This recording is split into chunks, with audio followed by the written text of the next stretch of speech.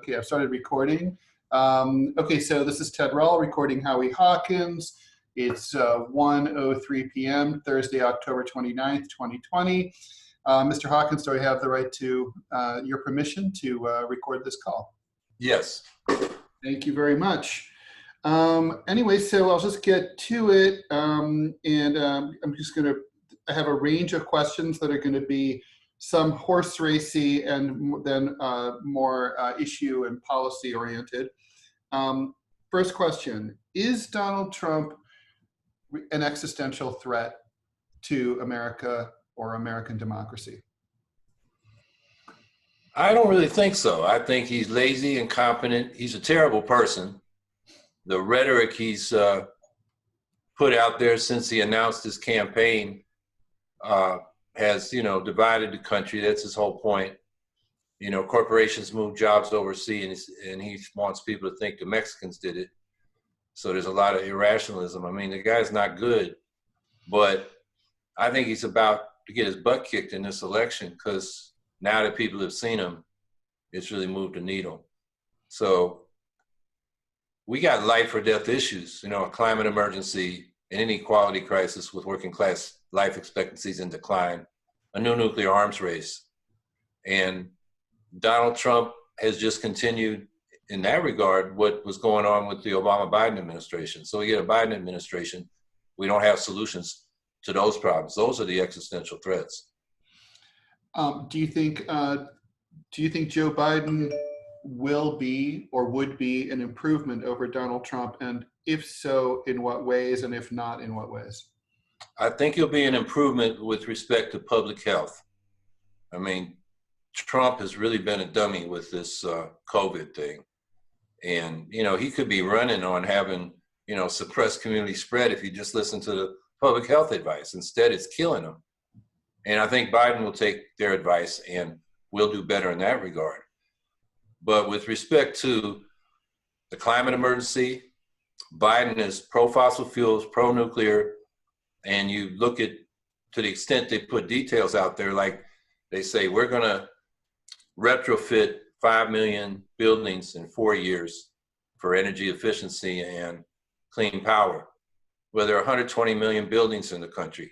At the rate they're going, it'll take 150 years. And that's one of the few specifics they put in the platform coming out of the Sanders-Biden Unity Task Force on Climate. So there's that. He's trickled down economics like Trump is. Trump has across-the-board tax cuts. Biden wants to emphasize targeted tax cuts and subsidies for particular objectives. But without the demand there from the masses of people, the rich folks take their money and instead of investing in new productive assets, they buy stocks, bonds, commodities, real estate, and rearrange who owns the productive assets we already have. And then both parties are committed to what they call nuclear modernization, the deployment of hypersonic strategic nukes and more tactical nukes in our conventional forces with the crackpot military doctrine of escalate to de-escalate. They'll use tactical nukes in a conventional war and then de-escalate, they think. It's not going to happen. So, those are not solutions to the problems that we're facing. And so I'll give Biden, I hope he does good on public health, but the rest of it, from my point of view, there's no solutions there. So what I'm hearing, though, is that Biden would move the needle. He would be an improvement on public health, basically the same as Trump on everything else. Is that a fair characterization? Yeah, broadly the same. It won't be, he won't deliver it with the racist invective that Trump does. What about militarism, interventionism? I don't think Trump has been a factor there because I don't think he knows what we're doing. He's just not a detail guy, to put it mildly. Biden is, and he has a whole history of being a hawk. So I don't think things will change that much. It'll be, what the national security state has been doing for decades. I'm sure you're always asked this question. I have to ask it. So why not work within the Democratic Party? And why, what is the raison d'etre of the Green Party or any third party? Well, we need to advance our solutions directly to the American people. You go into the Democratic Party, you want to change it, it changes you. You know, the Green New Deal that AOC and other Democrats, took the slogan of what was the signature policy of the Green Party for the last decade and diluted the content, eliminated the ban on fracking and new fossil fuel infrastructure, the phase out of nuclear power, the military spending cuts so we can devote those resources to the Green New Deal, and extended the deadline from 2030 to 2050. And then Pelosi wouldn't even let them vote on the diluted non-binding resolution for a Green New Deal. And when the Senate did, all the Democrats voted present except for it and voted no with the Republicans. So, there's no solution there. So, but you don't think that, I mean, obviously that both major parties have a range of ideologies represented within their tents. Why not just take, to address the spoiler argument? Well, I guess I have to ask you the spoiler argument. Sure. Well, look, I think are you a spoiler, or could you be a spoiler? Well, we want to spoil the system, and the solution to spoiled elections, with the presidential race, is to get rid of the Electoral College and have a national popular vote using ranked choice voting. And we've been giving that to the Democrats since Nader ran in 2000. And instead of solving the problem, instead of getting losers elected like Trump and Bush, who lose the popular vote, but the Electoral College puts them in, and instead of keeping the first past the post system, which, theoretically the Greens could be the margin of difference, get rid of that with ranked choice voting. That's a solution. Instead, they try to suppress the Green Party, which is not a solution, because you suppress the Green Party. Our people mostly are people that won't vote for the two major parties anyway. So that doesn't solve their problem. And going back to the question of why not work within the Democratic Party, I think Bernie Sanders is a case in point. When he ran as an independent for mayor of Burlington, for Congress, for Senate, he won. When he decided to run as a Democrat, the establishment closed ranks against him and cut him off. And in order to stay relevant, he's now compromised on his signature issue, Medicare for All. He's saying, I'll settle for Medicare for all 55 and up, which eliminates one of the important reasons for a Medicare for all, is that's a single public payer, which is much more efficient. And now with 55 and up from Medicare for all, you still have hundreds of private insurance companies and haggling over, what treatments are covered and what the cost is going to be between the provider and the insurance company. That's 30% of the healthcare dollar we're spending right now. So in order to stay relevant in the Democratic Party, Bernie compromised. He had to compromise when he first ran. He had to say, and everybody thought Clinton would be the winner. He said, yeah, I will support the winner. He had to do that to get on ballots and in debates. So that's, the left needs to act and speak for itself instead of going into the world's second most enthusiastic capitalist party and trying to, get a word in edgewise. The establishment lets the progressives get speeches. They like that because it draws progressives in, but the decisions are made by the corporate wing. So Bernie told me at the beginning of his run that there's no viable path to the White House outside of the Democratic or Republican parties due to ballot access issues that you're obviously intimately familiar with. What do you say to that? Well, I don't think, electing Bernie Sanders president by itself will change the system. We got to build a mass party on the left. And the way we do that is from the bottom up. We've elected hundreds of Greens over the years. We need to now start electing thousands. And from there to state legislatures and Congress. And like the Republicans replaced the Whigs, by the time Lincoln ran, the Republicans were the largest caucus in the Congress and after the 1858 elections. That's how you do it. You run for president to raise issues as a third-party candidate and to secure ballot lines. In 40 to 50 states, our vote determines whether the Green Party has a ballot line for the next election cycle. And it's a lot easier for us to run with a ballot line than to petition to get on as an independent. It's orders of magnitude difference in the number of signatures you need to get. But the trends seem to be moving away from viability, electoral viability, right? I mean, the it's harder and harder to get to get ballot access. You've got the Democrats pulling stuff like they did in Wisconsin. And I think in this I think about, like, say, very strong third party runs like John Anderson in 1980 or Ross Perot in 1992 or Ralph Nader in 2000. Those guys all had some access to debates and a media, and they weren't blacked out by the media. I mean, you're being blacked out by the media even more, I think, than in most cycles. I mean, I was searching for mainstream media coverage of you online, and it's like few and far between. How do you fight against this? The duopoly seems to be getting stronger, not weaker. Well, in terms of ballot access, we've actually made progress over the decades. We've got petition requirements lowered. I mean, after 30 years, we're finally on the ballot in North Carolina. We could have been on the ballot in Georgia. The COVID pandemic made it complicated because it was against public health guidelines to go out like a hazmat worker with a visor and a mask and gloves and hand sanitizer and approach people to sign a petition.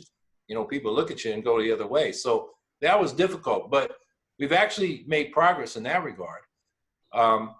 Debates, on the other hand, no, because it used to be the League of Women Voters would invite the candidates. Now the Democrats and Republicans get together and they agree on a contract, and they call it the Commission on Presidential Debates, which sounds like a government agency. In fact, is a private corporation they control. And then they tell the corporate media how it's going to go down. And that's not the way it should be. And of course, that's designed to keep third parties out. I think the biggest problem is the left has, spent too much time in recent decades trying to reform the Democratic Party, get reforms through the Democratic Party. And they disappeared as they left. They end up doing the grunt work for the Clintons and the Bidens instead of putting the left program out there and, winning the people that are the future of the left party over, which are the 100 million people that didn't vote in 2016 or disproportionately working class, people of color, and young. So I think it's more not so much the objective barriers we face. We can leap over those. I mean, Anderson did it, Perot did it. They had money. Anderson had more coverage. And I think, he appealed to a sector of the, corporate media, the liberal side, against Reagan. I'm out here as an eco-socialist with Trump as president. And my sense is the mainstream media just doesn't even want people to know I'm out here. Because you're right, we've been blanked out in the corporate media. I've had a total of 3 minutes, a little segment on Morning Joe, where they set me up on a spoiler question. Then after they put me off camera, spent a couple minutes saying why people can't vote for him. Even Willie Geist had to admit, my program is popular. So, the program, if I'd have been in the debates and covered, I think I'd be a contender because the people want a Green New Deal, Medicare for all, ending these endless wars. I think our platform is more popular than what Trump and Biden are offering. So, but I don't think we'll be taken seriously until we have a caucus in Congress. So we got to build this up from the bottom. Is it fair to say that you are anti-capitalist? Yeah, absolutely. So what does a world look like under a Green Party, House and Senate, and President Hawkins? Does America become like a state economy? I mean, what's the ideal world? Well, we would have a lot more public enterprise and planning, particularly in key sectors initially related to the climate crisis. We need public enterprise and planning in the energy, transportation, and manufacturing sectors in order to get to zero to negative carbon emissions and 100% clean energy on a fast timetable. We're saying a decade, because that's what the climate science and the carbon budgets they come up with say we got to do to avoid very dangerous climate change. So, and it would be about economic democracy. I think that's the way we need to present it to people. In capitalism, you work for a fixed wage and any additional value you create is taken by the people that own the business. And you're not getting the full fruit of your labor. And I think that's the way to explain it to people. We're going to have a fair distribution of income initially. We won't have to tax and redistribute so much. And then how can you have a system like capitalism because of competition imparts a dynamic of endless growth? And how do you have a sustainable society in that kind of economy? And the competition between capitalist countries generates war and democracy. You have concentrated wealth, that translates into concentrated political power. So political democracy needs socialism, a democratic socialism. Well, so conventional wisdom is that a socialist can't win, that Bernie Sanders was drummed out of the front runner status for the Democratic nomination because DNC elders were so scared of the S word being deployed against him in a general election campaign. We have a history of McCarthyism, Red Scares, Palmer raids. Is it possible for, even theoretically, for an anti-capitalist, an openly anti-capitalist candidate to win a presidential election or even let's say a Senate seat? Bernie Sanders. I was living in Vermont as he got elected mayor, and then he first got into Congress, and I've watched him since I left Vermont. And I know when he was a Congress member, he went to town meetings all over the state. And there are a lot of traditional Republicans there, not so much the Trump types, but traditional Republicans. They're fiscally conservative. They don't like stupid foreign wars. They're generally for civil rights. And those people said, well, Bernie's a socialist. Some people are Catholic, some people are Protestant, but they like the fact that Bernie spoke to their issues and he came out and listened. And he got elected as a socialist. And he got red baited, the Republicans and the Democrats. And he still won because... Well, that's Vermont, though, people are going to say. Well... Is Vermont unique? I mean, it is a little unique. Yeah, they have that town meeting culture, so people have more sense of their efficacy and political power because they can, with a small petition, can get issues placed before a direct democracy in their town.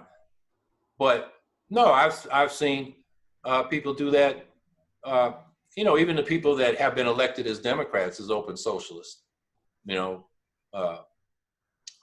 What's her name? Rashida Tlaib and Alexandria Ocasio-Cortez, who really didn't want to do it. I mean, it was her campaign manager because DSA had the ground troops to do the door knocking for it.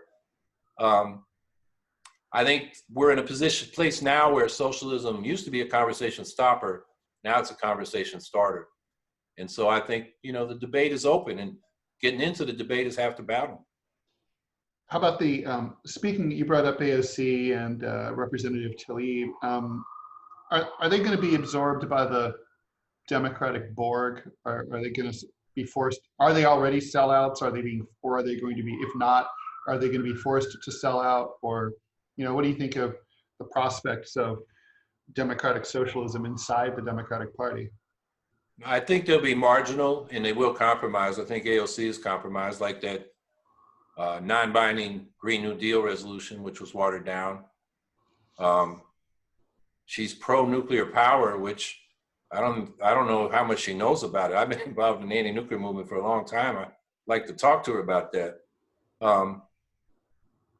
And I think it depends on the district. I think somebody like Rashida Tlaib, coming from Conyers' old district, or Ilhan Omar from Keith Ellison's old district, they'll be able to, maintain their positions. The problem is they're on the very left fringe of the Democratic Party. So I'd rather see them come out and be part of an independent left party. So you've never held elected office. Of course, neither has President Trump before he was elected president. But you're a Teamster. How are you qualified for the highest office in the land? Well, I think having, worked on construction sites and warehouses my whole life, I know what the working class people have been going through the last 40, 50 years. I've been involved in social movements since the 1960s. And I'm astounded when I see Biden and Trump debate, how shallow they are on the policies. I mean, I've debated people for local office here, and they'd be better on the stage than the ones we got. I mean, that. And the other thing is I'm smart enough to know I don't know stuff. Trump says he knows everything about everything and he knows nothing about anything that matters. But I know I'd have to bring in people that were competent and have expertise in their own fields. So I think what the president does is provide a direction and leadership on policy, basic directions, and articulate it to the people. The detail work, you can always find good people to do that. So does it ever cross, do you ever in the middle of the night think like, what if something wacky happens and I, end up being elected president of the United States? I mean, we know the polls don't look like that. It's no third party candidate has ever won, although certainly there's been some, like Robert La Follette, there's been some impressive runs, Theodore Roosevelt, more than I think our political history kind of remembers. But do you ever think like, holy cow, who knows, in some world I might be president, does that cross your mind? Not in the middle of the night, but I've been asked it many times, on, media interviews, also just interviews with, question and answers with Greens. Mm-hmm. So, I've thought about it, often it comes in the form of, okay, what would you do the first day or the first 100 days? Mm. And so, I've got answers to that. A lot of people would be freed, political prisoners, whistleblowers, publishers like Julian Assange. Ed Snowden, I assume, would be allowed to I would ask Ed Snowden to be in my administration because I think he believes in democratic values. He understands you do need to gather intelligence, but you can do it in a way that doesn't violate our First and Fourth Amendment rights. And he's got the technical expertise I don't. He's lived on a computer his whole life. So that's one thing. Free the detainees in the detention camps, reunite those families, and provide a speedy process for them to go through their immigration or asylum applications, provide them with services so they can settle in until that's done. Declare a climate emergency the first day to coordinate federal agencies in addressing this crisis, and then present to Congress a bill for the Eco-Socialist Green New Deal. And then probably rescind almost every one, if not every one, of Trump's executive orders. What do you think needs to be? What would you do about the pandemic on day one? Scale up, use the Defense Production Act, scale up testing, contact tracing, and isolating those exposed or infected in order to suppress community spread of the virus so we can go back to work and to school safely. I mean, that's what every organized society in the world has done, except this one. I mean, to me, that's why the two governing parties are presiding over a failed state. I mean, Trump, he's a loser. He COVID won, he wants to move on. But Biden's had the platform, and he's not clearly mobilized the public behind what we need. And, if you are in a position to act and you don't, that makes you complicit in where we're at. So I've been probably as outraged about that from Biden as knowing he's a long history as a neoliberal hawk. But the fact that he kind of let Trump just hang himself on his own words instead of, he lives within commuter distance of the White House press corps. He could have convened them socially distanced news conferences like Cuomo did early in the pandemic. He's all over cable and pounded away and mobilized public opinion to get that kind of response. And here we are with officially about 230,000 deaths, but the CDC says it may be as much as 300,000. I mean, that's more than we've lost in most of our wars. Yeah, it's pretty brutal. Why do you think, obviously we know why the two parties are hostile to the Greens and to the Libertarians and other smaller parties, but why do you think that message sells? I mean, I tweeted out that I voted for you, and people are treating me like I drove a plane into the World Trade Center. why is that message? What is, you know, I mean, every single election, this is the case. I voted for Ralph Nader twice. People were furious at me then. What is it about, what is it in our culture that is so hostile to third parties, considering that like in like in European democracies, there's dozens of parties and nobody thinks anything of it? I think our left intelligentsia has been co-opted basically into liberalism. They call themselves socialists, but in the end, when it comes to real politics, they're always saying support the lesser evil. And I think what that means is that the left, you know, the Green Party or left party has to develop its own spokespeople, because these people give a good abstract reason why we need to move beyond capitalism. And then when they got the option, they support the Democrats, this world's second most enthusiastic capitalist party. And it's always an existential threat. But like I explained earlier, you know, it's not so much Trump. He's really not that different from what the establishment wants. It's the climate emergency, the new nuclear arms race, this declining life expectancies due to growing inequality. Those are the emergencies. And that's what the left should be talking about. Instead of saying Trump is bad and Biden's not good, but you need to get Trump out of there, and then we'll fight Biden. You know, why don't we fight the system now? I mean, definitely I agree with you about the left, but what about, you know, why is this working? Why does this message resonate with ordinary voters, you know, at all education levels? It seems to resonate like across racial divides, you know, ideological divides.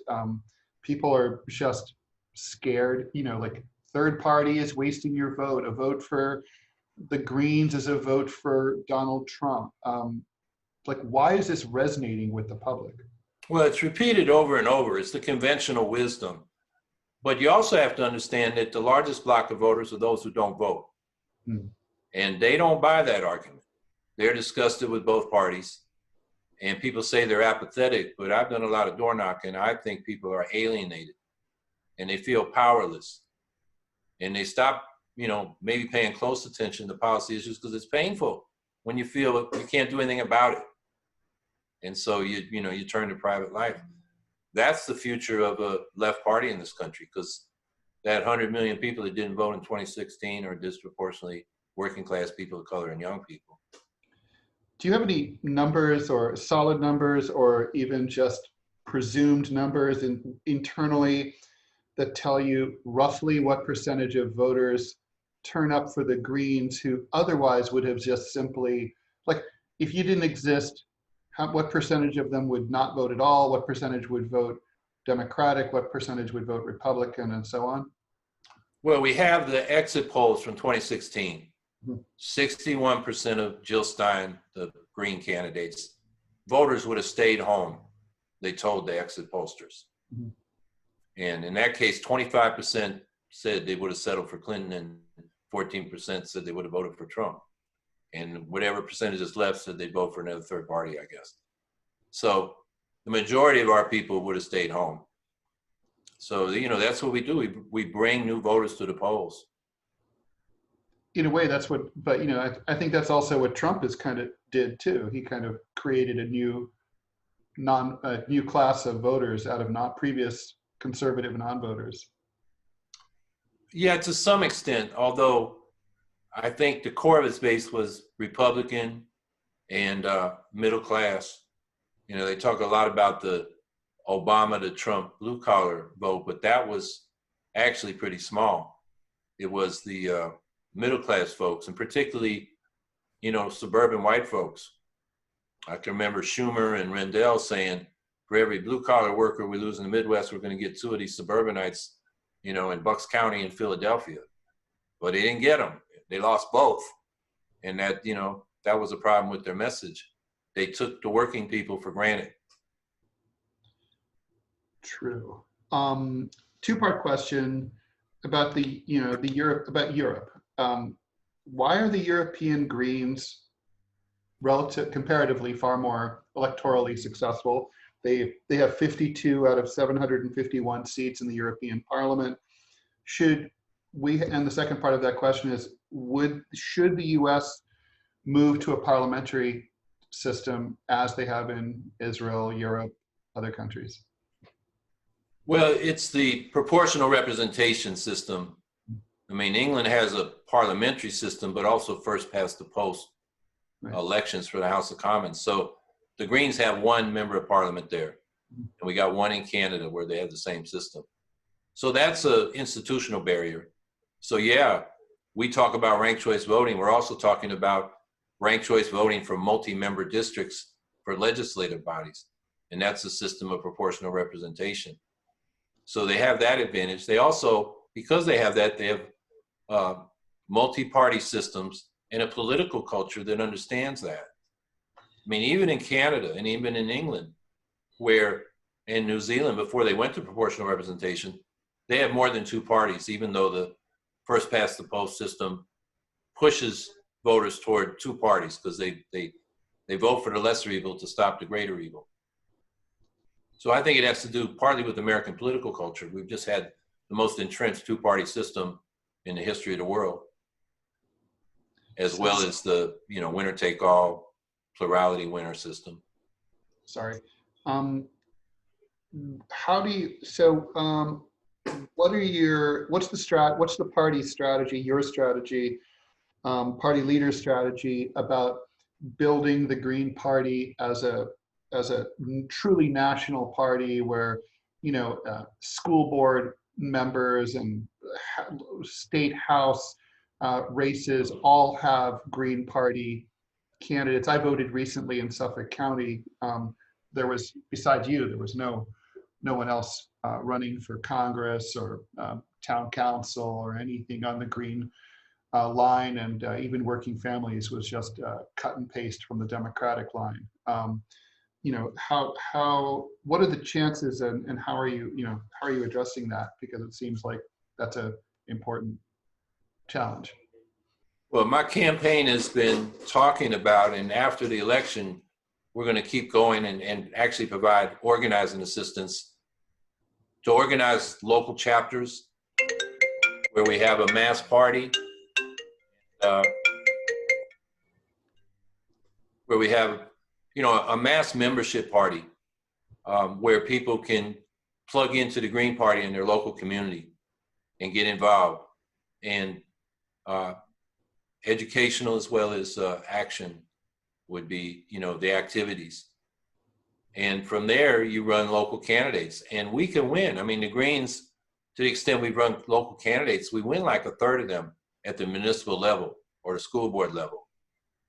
And there it's just a matter of knocking on doors, talking to people, letting them know who you are. And that becomes more important than party labels, which is a shorthand for people.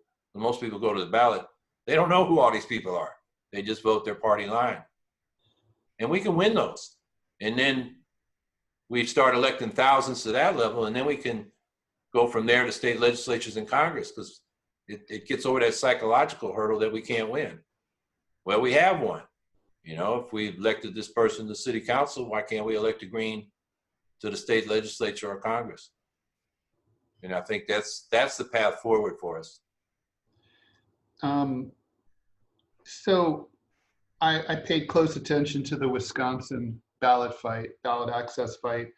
And the two things that struck me were, first of all, that this seems like profoundly un-American and unfair, what happened. I mean, it was a disenfranchisement supposedly by the Democratic Party that's supposedly the party of the people.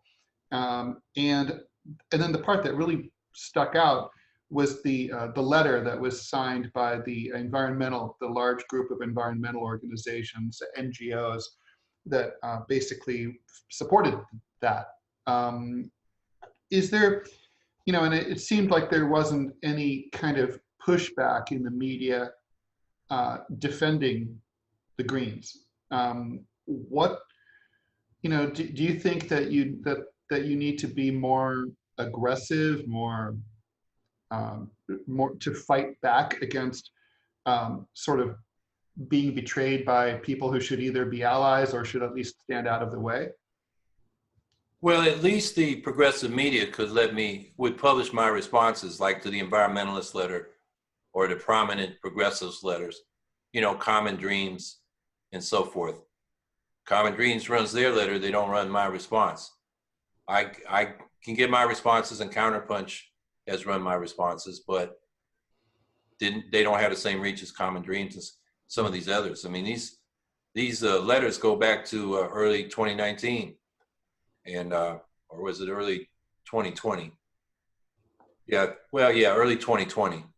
So, I push back. The problem is this mentality that Trump is an existential threat, so we just can't even acknowledge the Greens are there. And the thing about Wisconsin was the Democrats broke the law. The Democrat who presided over the election commission meeting wouldn't let us present our documentation. The facts and the law were on our side. And then we had to appeal to the Supreme Court of Wisconsin.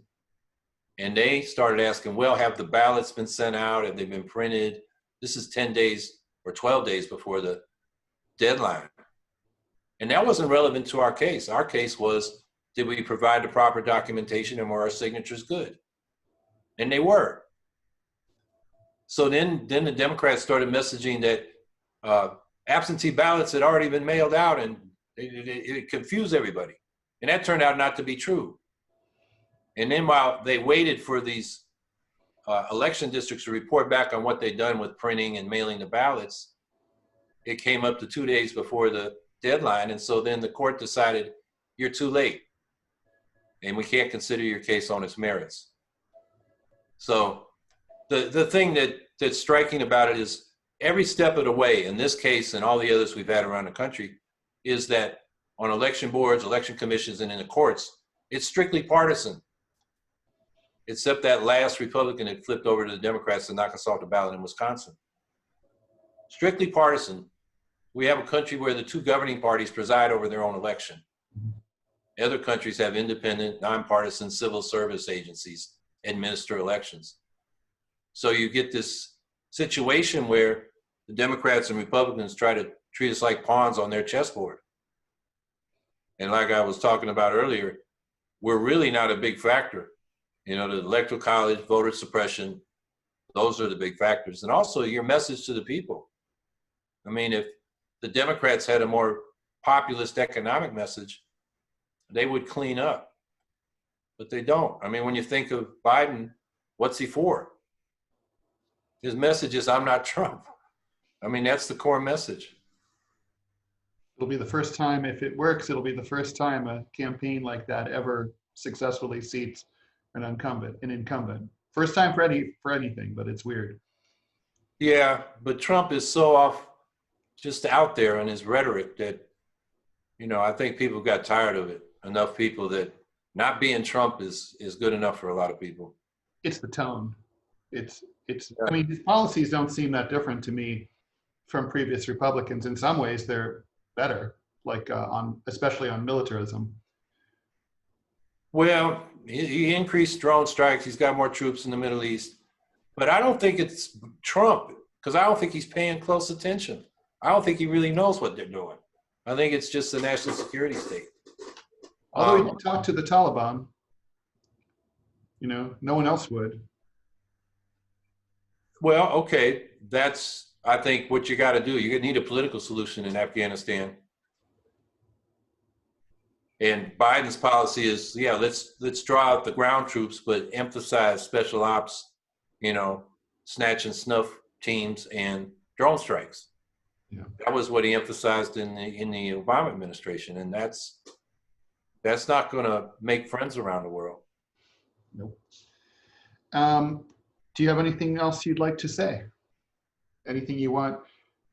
Potentially, I'm hoping to place this in the Wall Street Journal, so I'm going to write it this afternoon, but maybe give you some PR. Anything else you want to say? Well, I talked about the big three issues. We didn't talk about the pandemic of racism and police brutality. And, where I think the Biden administration, the Democrats, all they're offering are use of force reforms. we had a ban on chokeholds since 1993 in the New York Police Department. And Eric Garner was still killed by a chokehold. And Panalano, I guess he's off the force now, but hasn't faced criminal consequences. So we call for community control of the police so that they don't police themselves. And that would be a publicly elected commission, or even a commission selected by lot, like juries, with the power to hire and fire the police chief, rid the forces of the racists and the sadists, oversee the policies and budgets, and independently investigate and discipline officer misconduct. So the police work for the people, not for themselves, and the power structure behind them. Because all these police departments, the democratic machines put them in place. And who finances the democratic machines? It's the real estate and developer industry. And what do they want the police to do? Police the lines of the new Jim Crow, the school district lines, the municipal lines. They keep us segregated by race and class.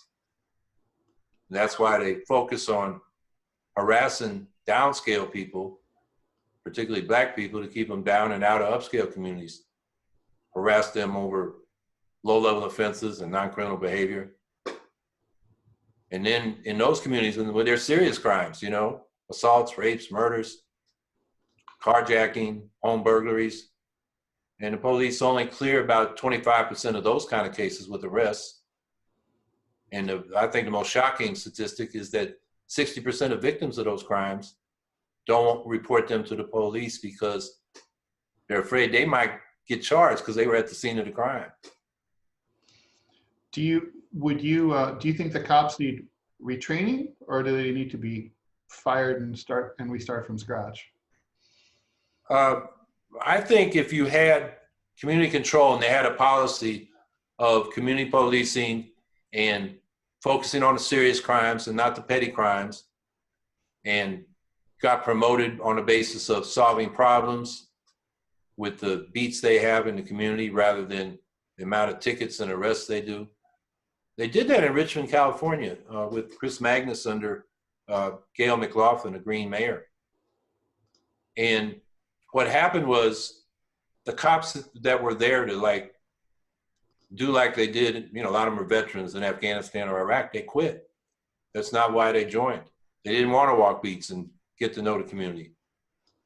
So over 8 years, Magnus was able to hire a whole new force. They went from 20% people of color to 60% people of color, 41 of the 44 captains and lieutenants he got to replace. And they had another program dealing with basically emphasizing the young shooters in the gangs, giving them other opportunities. So the murder rate, which in Richmond, 80% people of color city, had been one of the highest in the country for decades. It's a city of 100,000. They had 44 murders the year Magnus came in. They had 7 his last year, the 8th year. So I think between, weeding out those people that, shouldn't be there because they're racist or they're just sadists, and having a new policy, they're going to eliminate themselves. They're going to resign because that's not why they're there. Okay. All right. Well, this is a great interview. I don't know how long they're going to run it, or if they will run it, but I think they will. I think there's a strong chance. I will let Rose know where it's running. And I really admire what you're doing, and I know it's hard, and wish you all the best of luck. I hope you win on Tuesday. I mean, it's like I said in my tweet, if I woke up Wednesday morning and you won, I'd be very happy. That's my metric. Yeah, well, I think we just keep going after Wednesday. Yeah, I appreciate it. I read your book on Afghanistan, and along with Anand Gopal's book, it just, man, we don't know what the hell we're doing over there. And your cartoons, in the last book Greg Palast had, we had him on our podcast Tuesday, where we do question and answer to talk about voter suppression. So I can't get him not on all the time. He should, he's like the expert. Yes, I know. He's He's done like, everything. yeah, he's seen, I mean, for a while, I guess Rolling Stone and Harper's and The Nation, you know, after 2000, but in recent years, it's like I get more media in Europe and Latin America than I do in the United States. Oh, I hear that. I totally know how that is. Um, all right. Well, so I'll let you get back to the campaign and, keep at it. Thank you very much for doing this. Yeah, well, thanks for Keep having in me. touch anytime. Okay, great. All right. Take care. Good.